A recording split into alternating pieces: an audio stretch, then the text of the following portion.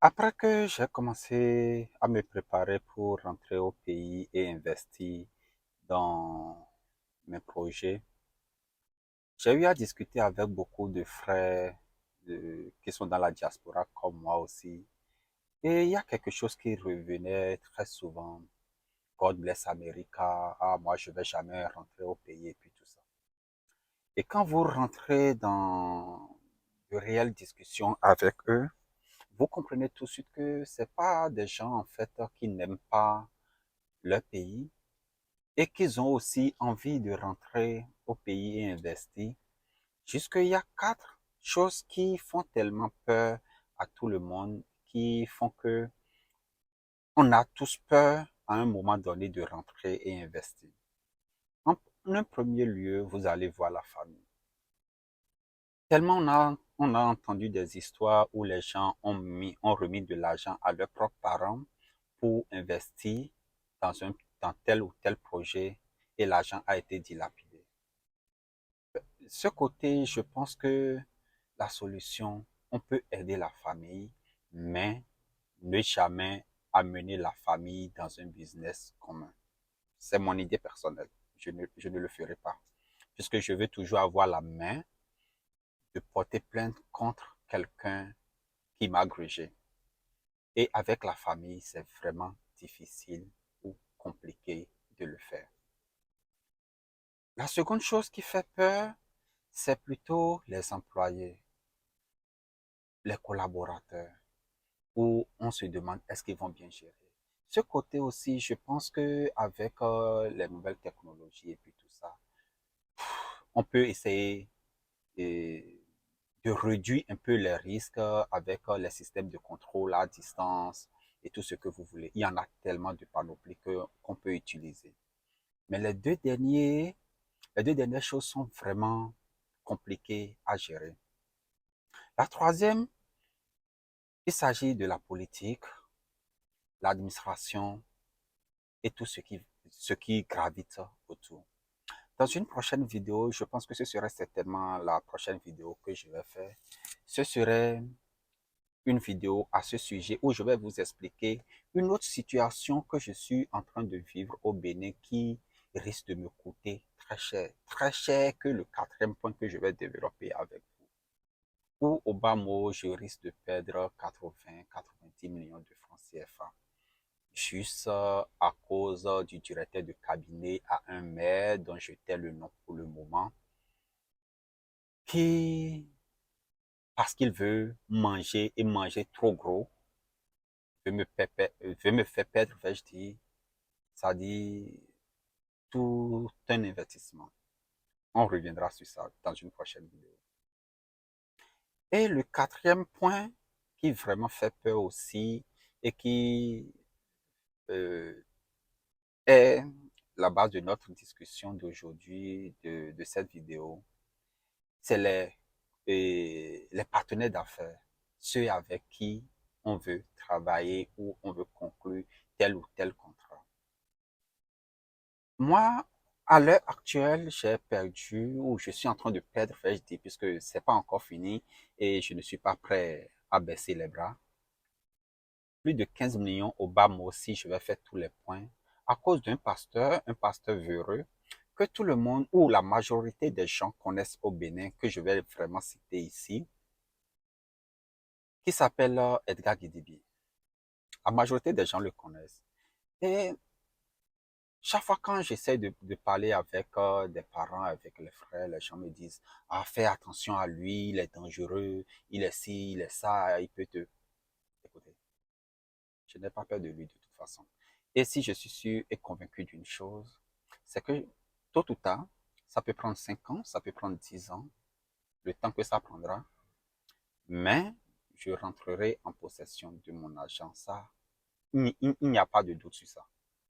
Il va me rembourser mon argent. Je vais vous expliquer un peu. Et cette vidéo fait aussi office d'avertir les frères et sœurs de la diaspora et aussi ceux qui sont au Bénin de faire attention à ce monsieur parce que On dirait que c'est sa façon de vivre, c'est son mode d'emploi. En 2020, courant 2020, je ne peux pas vous donner le mois exact. J'étais rentré en contact avec lui via Messenger où pendant pratiquement un mois, lui et moi, on a échangé où je lui faisais part de mon projet d'acheter des hectares pour pouvoir faire une production agricole. Au fil du temps, il m'a donné son numéro WhatsApp et on a commencé par échanger sur WhatsApp, toujours en 2020. Et on était parti sur un domaine de 12 hectares. J'ai discuté des prix avec lui avant qu'il ne puisse me mettre en relation avec un de ses collaborateurs du nom de Raman. Et avec Raman, on a fait un contrat pour échelonner les paiements et puis tout. Et au moment où j'ai presque fini de payer pour les 12 hectares où on m'envoie le croquis du domaine, je me suis rendu compte que, en fait, le domaine est enclavé. Il n'y a même pas de voie d'accès pour un domaine de 12 hectares. Je les ai rappelés, je les ai fait comprendre que, mais attendez, on ne peut pas faire une exploitation agricole sur un domaine de 12 hectares sans voie d'accès. Trouvez-moi mieux. Et avec le temps, on me trouve un autre domaine de 20 hectares. Et puis je dis, ouais, je vais prendre la totalité des 20 hectares. Ils ont dit, bon, le montant va augmenter. Je dis qu'il n'y a pas de problème. Et on signe un nouveau contrat. Et pour les 20 hectares-ci, la valeur totale s'élevait à 13 600 000.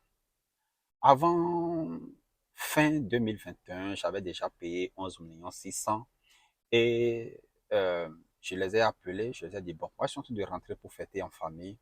Donc, on va mettre les 2 millions restants en pause. Je rentre au pays, je passe sur le domaine, je vérifie et si ça me convient, dès que je reviens ici, je vais solder en one-time payment et puis on va faire les papiers qui s'y ont ils ont dit, OK, il n'y a pas de problème. Je suis rentré au pays, j'ai pris rendez-vous avec la structure Global Service Plus, puisqu'il faut le nommer, Global Service Plus. Je suis parti et ils m'ont mis en contact avec le géomètre d'alors qui s'appelle Rodrigue. On s'est déporté sur le domaine dans la commune d'Abomey à Djidja. J'ai vraiment apprécié le domaine, rien à dire. Une autre fois, j'ai essayé de m'entretenir avec eux et ils m'ont donné l'accord, l'autorisation de placer les bons témoins. Et comme il y avait un camp Peul très proche de la zone, je me suis dit, bon, il faut que je me protège un tout petit peu parce que c'est une production agricole que moi je voulais faire là. Je ne voudrais pas que les bœufs et puis tout ça puisse entrer facilement sur mon domaine et qu'il y ait des conflits de voisinage. Alors là, j'ai fait des, des bons témoins, plus de 250 à 300 bons témoins. J'ai fait faire les moules moi-même. Et pour les bonnes, au bas mot, disons 2 500 000, 3 millions. Pour les bonnes, j'ai fait les plaques, 8 plaques à 40 000 ou 45 000 la plaque et j'ai convoyé le maximum sur le domaine. Pour chaque voyage, j'ai fait 2 voyages. Pour chaque voyage, le camion me chargeait environ, je crois, 200 000 pour chaque voyage. Et ceux qui chargent la bonne et déchargent la bonne, puisque on ne pouvait pas renverser, ça va se briser, me chargeait 500 francs par bonne. Donc, faites un peu les calculs. On a déjà dépassé les 15 millions. Et une autre fois, je m'y rendais sur le domaine en mois de février 2021. Non, février 2022, autant pour moi. Où, disons, à 200, 300 mètres du domaine, j'ai été arrêté par un groupe de personnes qui avaient des fusils de chasse. Il faut reconnaître que ces derniers ne m'ont pas menacé. Mais ils m'ont interdit carrément l'accès au domaine, que eux, ils ont vendu le domaine à un pasteur qui ne les a pas encore remboursés, que je ne pourrais pas avoir accès au domaine. Et après 10 minutes de communication, ils m'ont laissé finalement accéder au domaine. Directement, j'ai appelé Raman en question et je lui ai fait part de mon souci avec ces personnes. Il me rappelle le lendemain, je crois, pour me dire le service juridique le service juridique a dit que moi, je m'étais rendu sur un autre domaine et non mon domaine. Ok, il n'y a pas de souci, je ne vais pas chercher à creuser encore. Je reviens ici et en mars, je crois que ça va être le 30 mars, je reçois un appel du pays qui m'informe en fait que parce qu'on a installé une plaque sur le domaine, quelqu'un a relevé le numéro qui était sur la plaque et informé que le domaine a de contentieux et qu'il y a eu même mort d'homme et que le contentieux est au niveau du tribunal de conciliation d'Abomey. Je n'étais pas informé. J'ai demandé le numéro de l'intéressé, j'ai appelé l'intéressé et on a eu une discussion d'environ 15 minutes et j'ai pris le soin d'enregistrer ma communication avec la personne que j'ai transférée à Edgar Guidibi en question et à Raman. Le lendemain, je crois, bon, Edgar, lui, le même jour, il m'a donné une explication qui ne m'a pas du tout convaincu. Et le lendemain, c'est Dean qui me répond, je vais vous faire écouter l'audio et puis vous allez vous faire votre idée. Mais en tout cas, je vais vous expliquer un peu ce que moi j'ai compris de l'audio. Écoutez. Bonjour Monsieur Oumkati, j'espère que vous allez bien. Là, je suis en circulation, je suis en train de rentrer. J'ai dû m'arrêter un moment pour écouter la vidéo, je dirais l'audio. Je n'ai pas encore écouté le dernier que vous avez envoyé parce que là, j'ai des obligations. Je dois aller à un cours rapidement. Mais certainement, un peu tard dans la nuit, je vais vous revenir sur les détails. En gros, il faut dire qu'il n'y a aucune angoisse et aucune crainte à avoir parce qu'il y a M. Guiligué qui m'a transféré votre message où vous semblez dire que vous êtes angoissé. Je pense qu'il n'y a pas de raison de l'être, d'autant plus que même au terme des échanges que vous avez eu avec l'intéressé, il n'a pas dit quelque part qu'il y a un litige avéré ou qu'il y a un problème avéré sur le domaine. Je vais vous donner plus de détails dès que je vais me poser et que je vais finir mon cours, que je vais rentrer. C'est une situation dont nous sommes au courant. Si ce n'est pas que vous aviez mis votre plaque, ce n'est pas à vous qui devez rendre compte, mais c'est plutôt à nous. C'est une situation dont nous sommes bien au courant et ils avaient justement besoin de moyens, c'est-à-dire d'argent, pour en être aujourd'hui à faire la conciliation. Et nous, dans notre démarche avec eux, on suivait tout ça avec le service juridique. Donc voilà, je pense aussi que certainement, si c'est aujourd'hui qu'ils ont fait la conciliation et que les choses ont été éclaircies, c'est sûr que le service juridique devrait être aussi au courant déjà. Bref, je vous reviens pour de plus en détail dès que je finis mes activités là et que je rentre. Merci. Voilà. Je ne sais pas si vous l'aviez bien entendu, mais il m'informait après que moi je les ai transféré ma communication avec l'intéressé, que eux, ils étaient informés, ils étaient au courant du litige.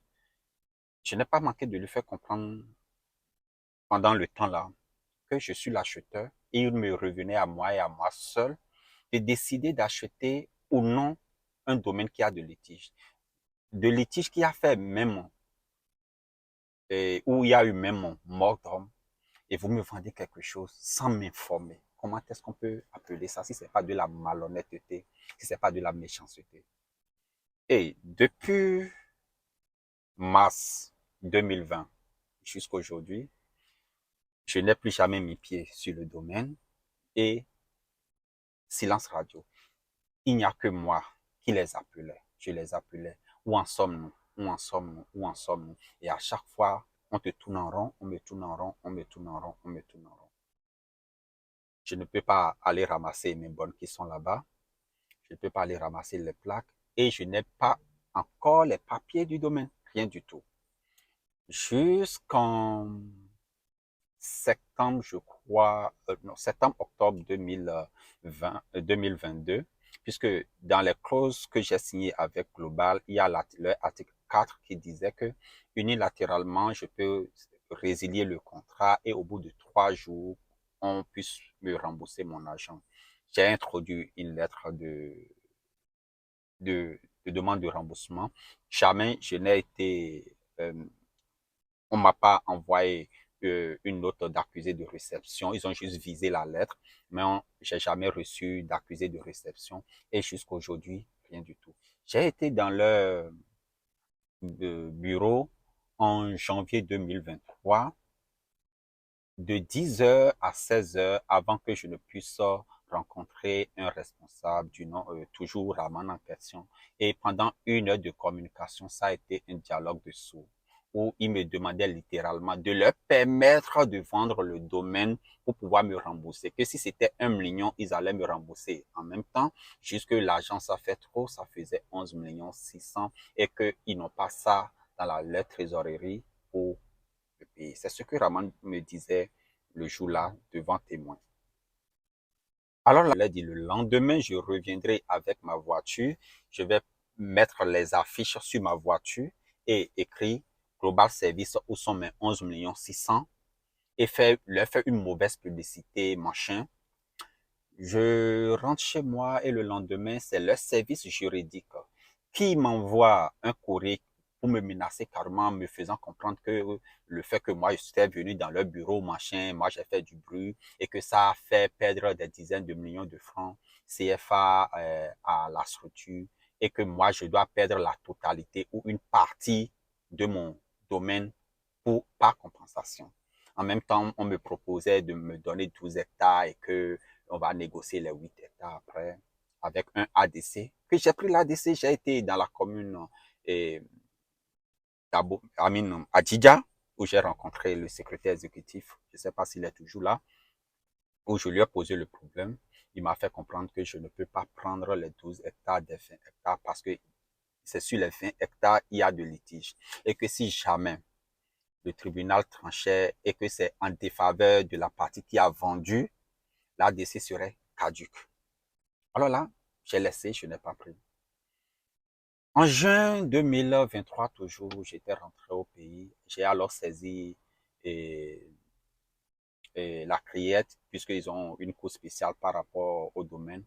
Oui, j'ai été reçu par, je crois que c'était le président, qui m'a fait comprendre que Abomey n'était pas dans sa juridiction, puisqu'ils étaient en train de faire un projet pilote et que ça ne concernait qu'un certain nombre de communes et que la commune d'Abomey n'était pas concernée.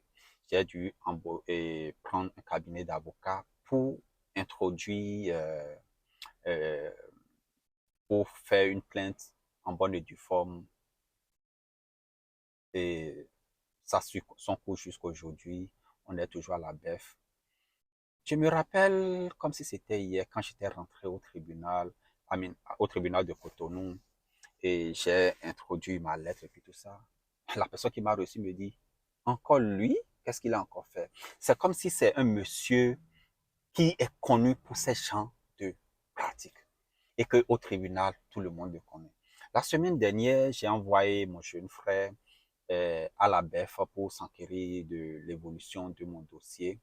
Et on le dit que pas plus tard, courant la semaine, une autre personne est encore venue déposer plainte contre toujours Edgar Kidibi et sa société, toujours pour les mêmes faits. Et quand tu parles à côté de quelqu'un, on te dit, ah, il est trop puissant, tu ne peux pas l'attaquer sans connaissance, tu ne peux pas l'attaquer par connaissance. Oui, je ne peux pas l'attaquer par connaissance, et sans connaissance, parce que je suis seul. C'est l'autre but de cette vidéo ici pour appeler à tous ceux qui ont des griefs avec cette structure qui est Global Service Plus ou euh, puisque d'une manière ou d'une autre, si Edgar Kidibi lui-même est concerné, qu'on puisse se mettre ensemble pour pouvoir faire évoluer le dossier convenablement.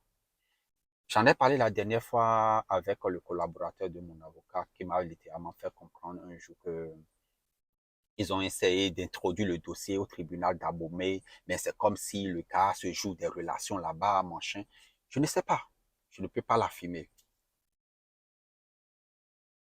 Ça fait pratiquement 2 mois ou bien 3 mois qu'on a été écouté à la BEF et plus d'évolution sur le dossier. Tantôt on me dit ils sont en train de rassembler beaucoup plus de dossiers.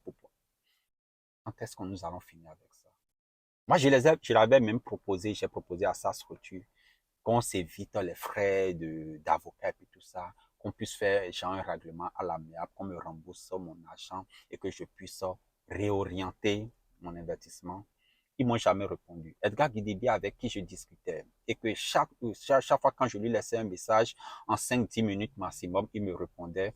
Il m'a bloqué littéralement partout, sur son Facebook, sur son WhatsApp. Il m'a bloqué en temps, j'ai même essayé de laisser des messages, de commentaires sur la page de sa femme pour que celle-ci puisse la transmettre, puisse la transmettre mon message. Elle aussi, elle m'a bloqué. Vraiment, c'est vrai que ça fait mal, mais en même temps, j'en ris. J'en ris parce que c'est de la malhonnêteté. Et on se dit pasteur, quelqu'un qui doit conduire les âmes égarées, qui se transforme en bourreau, en un escroc, puisque c'est pas lui. D'autres personnes peuvent dire qu'il n'est pas un escroc parce qu'ils n'ont pas eu affaire avec lui. Mais pour moi, mon cas, c'est avec lui. J'ai discuté directement.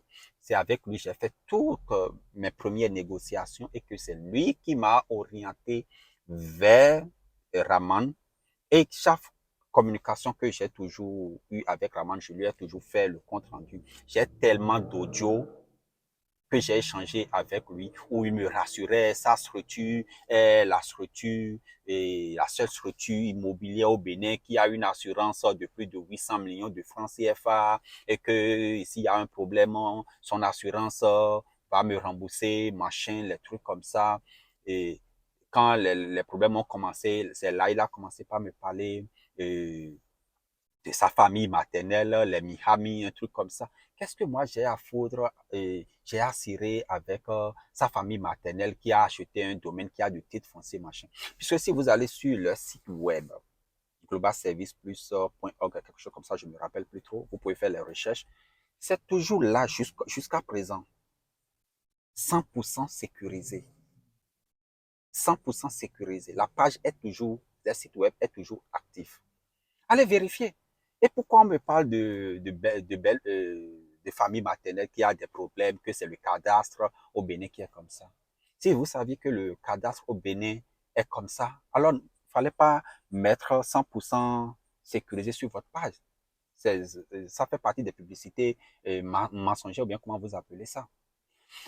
Ben, je vais m'arrêter là. C'est vraiment un cri de cœur. Et si vous avez et vous connaissez des personnes qui sont dans le même cas et tout, euh, n'hésitez pas à partager la vidéo avec eux ou même pas vraiment dans le cas, partager la vidéo avec d'autres personnes pour vraiment connaître pour les faire connaître de cette situation, de cet individu et de sa société aussi qui, avec plaisir, sont en train d'arnaquer les gens parce qu'on a des relations. Oui, il a eu à servir dans le gouvernement, euh, je ne vais pas nommer dans un gouvernement du pays que beaucoup de gens connaissent. Et il a tellement tissé ses relations et aujourd'hui, il se dit intouchable. On ne peut pas le faire. Il a été condamné, je crois, avec sursis et ça s'arrête là. Pour quelqu'un comme vous et moi qui ne connaissons personne dans ces arcanes, on allait nous condamner à de la prison ferme. Je ne sais pas trop. Je sais pas trop. Comme toujours, c'est moi, Dossou Mpati, la chaîne Be Africa Spirit. Likez, partagez et aidez-nous à faire grossir notre communauté.